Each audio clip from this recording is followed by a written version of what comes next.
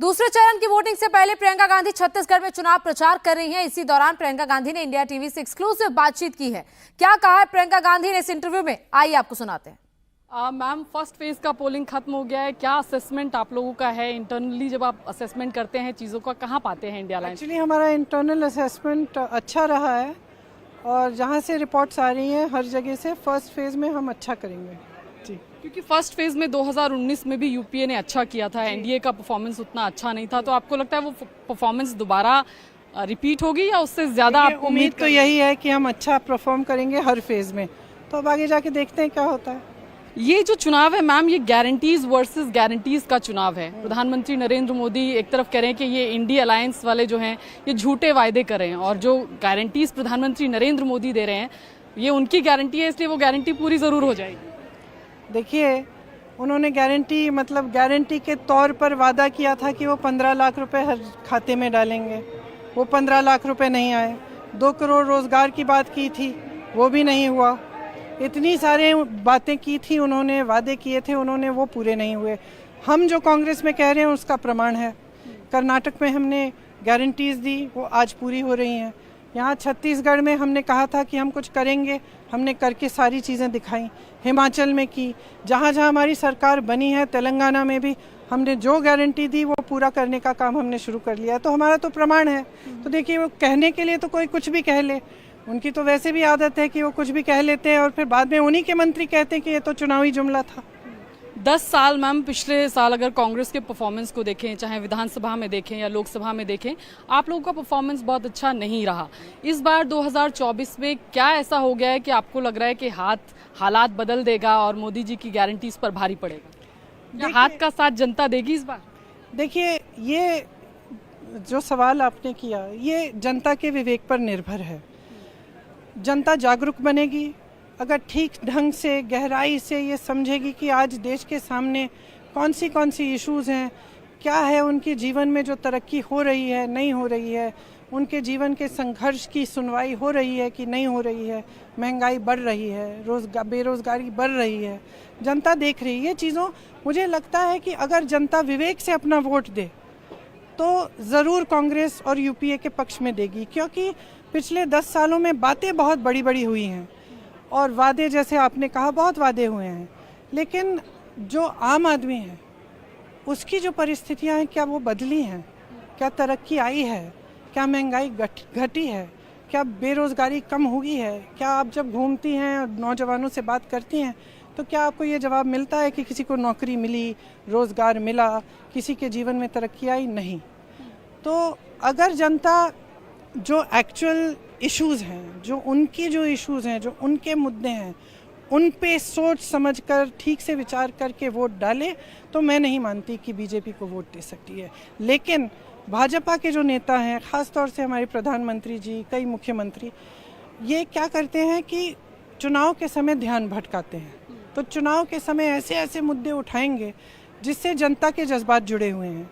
तो ये तो देखिए, जनता, ये तो स्वाभाविक है कि जब जज्बात जुड़ा है किसी चीज़ से, चाहे वो धर्म हो, चाहे जाति हो, उसके आधार पर फिर जब उसका जज्बात उभरता है तो कभी कभी जनता क्या करती है, गलती करके उसी आधार पर वोट डाल देती है। और यही सिलसिला चल रहा है कई सालों से। आपने कहा धर्म की बात, ये तमाम बातें, अब आपके स्पीचेस में सुन रही थी, आपने कहा कि धर्म का आप राजनीति के लिए इस्तेमाल नहीं करते हैं। आपने इंदिरा जी का उदाहरण दिया कि कैसे एकांत में वो पूजा करती थी। अब यही बात प्रधानमंत्री नरेंद्र मोदी भी कह रहे हैं कि धर्म का इस्तेमाल तो हम भी राजनीति के लिए नहीं करते, लेकिन राम मंदिर को लटकाने भटकाने का काम कांग्रेस करती है। नहीं, देखिए, ये सब बात सवाल मुझे यही कर रहे हैं, है ना। आप ये सवाल क्यों नहीं कर रहे हैं कि कांग्रेस क्या कर रही है रोजगार बढ़ाने के लिए? कांग्रेस का क्या वादा? मैंने पूछा ना कि क्या आपको लगता है कैसे हालात बदलेगा, तो इसी में यही पूछना चाह रही थी मैं उस क्वेश्चन में कि क्या तो तब बदलेंगे ना जब पूरी मीडिया, जब पूरी राजनीति को जनता मजबूर करेगी कि भाई हमारे मसलों पे बात करो, तभी तो हालात बदलेंगे, है कि नहीं? तो राम मंदिर का मुद्दा आपको लगता है ये भटकाने के लिए बीजेपी इस्तेमाल करती है? नहीं, देखिए, ऐसी बात नहीं है। और मैंने ये कहा कि धर्म की बात ये अक्सर उस समय करते हैं जब चुनाव आते हैं, और मैं हमेशा ये कहती हूँ कि चुनाव में ऐसी बातें होनी चाहिए जो जनता के जो रोज़ाना के संघर्ष हैं उससे जुड़ी हों। और आज संघर्ष क्या है? रोज़गार है, मतलब रोज़गार नहीं मिल रहे हैं, बेरोज़गारी है, महंगाई है, इन पर हमें बात करनी चाहिए हमेशा, क्योंकि यही हैं जो मसले जिन पर वोट डालना चाहिए हमें। लेकिन भ्रामक प्रचार का आरोप आपके ऊपर भी लग रहा है। अब बीजेपी कह रही है कि कॉन्स्टिट्यूशन में बदलाव वो कर देंगे, ये आप भ्रामक प्रचार उनके खिलाफ कर रहे नहीं, हैं। ये उनका भ्रामक कोई प्रचार इरादा नहीं है नहीं है। कॉन्स्टिट्यूशन में। क्या अरुण गोविल जी क्या बीजेपी के उम्मीदवार हैं कि नहीं हैं? जी जी। तो क्या जिन जिन नेताओं ने ऐसा कहा है पूरी जनता में, वो क्या बीजेपी के नेता नहीं हैं?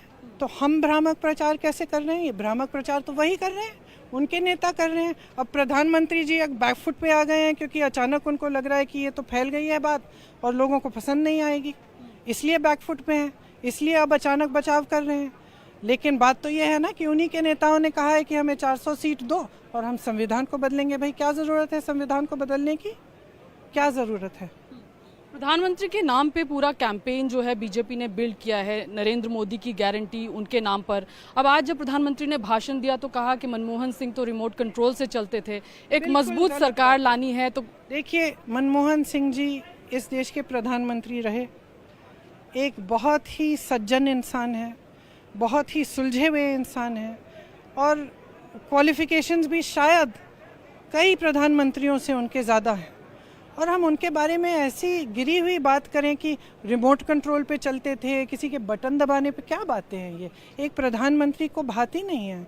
प्रधानमंत्री जी को जो उनसे पहले प्रधानमंत्री रहे हैं उनके प्रति आदर दिखाना चाहिए। महिलाओं से स्पेशल कनेक्ट आपका है। मैं जहाँ भी जा रही हूँ देख रही हूँ आप पूरा पहले बात करती है, शादी में ये सब हो रहा है, ये सब पूछती हैं कि फिर भी आई। लेकिन प्रधानमंत्री कह रहे हैं आप तो वोकेशन में चली जाती हैं, राहुल जी की बहन तो वोकेशन में चली जाती हैं। बीजेपी वाले कहते हैं 24/7 पॉलिटिशियन है प्राइम मिनिस्टर, लेकिन कांग्रेस में सीरियस। जी ने नहीं कहा, शायद अमित शाह जी ने कहा ये। तो लगता है अपनी पुरानी आदतों से बाज नहीं आए, क्योंकि पहले भी वो महिलाओं पे जासूसी करते थे साहिब के लिए, आज भी जासूसी कर रहे हैं कि मैं कहाँ जा रही हूँ, किससे मिल रही हूँ। हाँ, मैं गई थी अपनी बेटी से मिलने, इसमें क्या बुराई है? 3 दिन के लिए मेरा प्रोग्राम नहीं था, मैं गई उससे मिलने। छोटी है, पढ़ाई कर रही है, इसमें कौन सी बात है? तो ये महिलाओं के पीछे पड़ना ना, और इस तरह से घुमा कर महिलाओं के बारे में बात करना, ये इनकी पुरानी आदत है, ये ठीक नहीं है। 300 पार बीजेपी किसी महिला को अच्छी नहीं लगेगी। 300 पार की बात बीजेपी लगातार कह रही है। प्रियंका गांधी वाड्रा क्या कह रही हैं? क्या कोई असेसमेंट फर्स्ट फेज के बाद कांग्रेस का है कि इतने पार हम भी जाने वाले हैं? देखिए, मैं ज्योतिषी नहीं हूँ और ना मेरे पास इनकी तरह कोई ऐसा क्या कहते हैं यंत्र है जिससे मैं जान जाऊँ कि क्या होने वाला है। तो मुझे बस यही उम्मीद है कि इस बार जनता अपना वोट सोच समझ के देगी और अपने ही मुद्दों पे देगी। मैं तो अपने भाषणों में भी कहती हूँ, किसी नेता के लिए नहीं, किसी पार्टी के लिए नहीं, ये अपने लिए जाना चाहिए अपना वोट, अपने अधिकारों को मजबूत करने के लिए और अपने देश में एक मजबूत सरकार बनाने के लिए। चलिए, बहुत बहुत शुक्रिया। कैमरा पर्सन अनिल मिश्रा के साथ विजयलक्ष्मी, इंडिया टीवी।